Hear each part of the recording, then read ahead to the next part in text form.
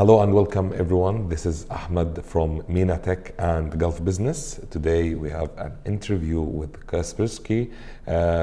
Hello first, and please introduce yourself and Kaspersky, please. Hello everybody, I am Eugene Kaspersky. More than 30 years in cybersecurity. It's almost all my life. So I'm like an antivirus man. And I am co-founder and CEO of Kaspersky Lab, the company which is very well known as a cybersecurity worldwide known company. Thank you. Great, you're welcome. Nice to meet you first. Tell us more about Kaspersky services and solutions, along with any announcements you can share for 2022, please. Well, when we started the company, we made two right things. First of all, our major goal was to guarantee 100% or almost 100% protection for our customers. And from the very beginning, we made our technologies, we were developing our technologies to guarantee the top-end security level for our users and customers. And we made the second thing right. We reinvested profit from the consumer business to the enterprise product portfolio. So slowly, year by year, we were expanding our product line from consumer to enterprise. And now we are shifting this focus to the industrial cybersecurity. Because during that time, the situation with the bad guys, unfortunately, the bad news, the bad guys, they got, the situation, they changed. So the bad guys, now they're much more professional. In the old days, the early years, they're almost no cyber criminals, and they were not really professional. So we called them the student virus writers.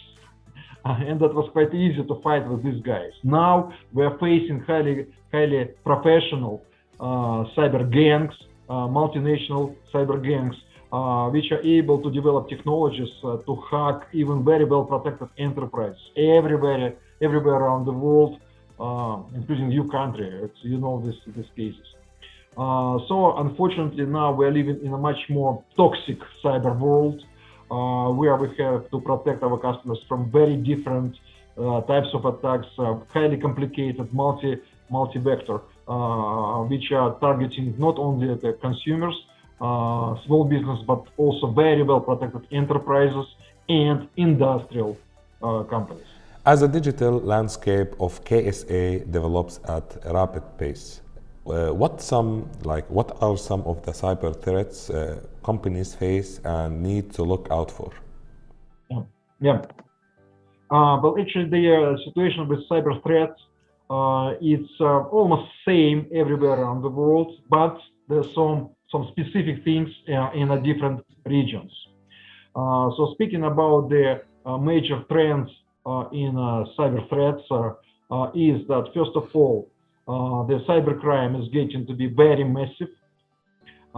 So every day we receive from different sources about 380,000 new unique malicious files every day. About 380,000 new malicious applications every day. So I don't know how many criminals, how many bad hackers they're behind the keyboard, typing on the keyboard, developing all this malicious code. I am not surprised if there are hundreds of thousands of the active hackers doing all this bad work. So first of all, the cybercrime is global, and it's a huge problem. The second trend is that many of these criminals, well, most of these criminals, they're junior or middle level. So technically speaking, it's not a problem to protect from this kind of attacks. The bad news is that many of these bad guys, they're getting smarter, they're learning, they join professional criminal gangs, so they're getting more and more professional. So for about 5 years, 7 years, the criminals, they got from the junior level to the level of state-sponsored cyber attacks. So the professional cybercrime now, technologies they use, they're on the same level with the state-sponsored espionage attacks. So this is really the bad news. because we need to fight, we need to protect you from highly complicated cyber threats. And third trend is that they're slowly shifting into the direction of infrastructure. So they are watching their SCADA systems, they see the Internet of Things, and they're slowly shifting into this direction. So we need to protect our customers not only from the traditional cyber attacks, but also we need to protect the industrial networks. That's a global picture. Speaking about KSA, we are in one of the, actually this region is one of the, how to say, not easy places on the planet, unfortunately. So because of this geopolitical and internal conflicts and internal political turbulence, of course, there are some specific attacks.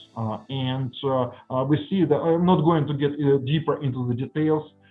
Very soon, I'll be in your country, so we can talk about that more. But there are some specific cyber threats and specific actors which are mostly interested in nations in a Gulf area, including Saudi Arabia. So that's reality.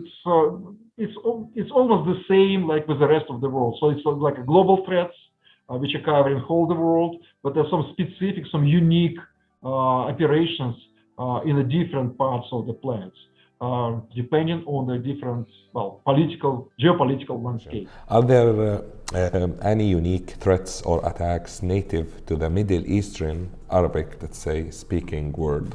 Like there is any special attacks for this region or this area?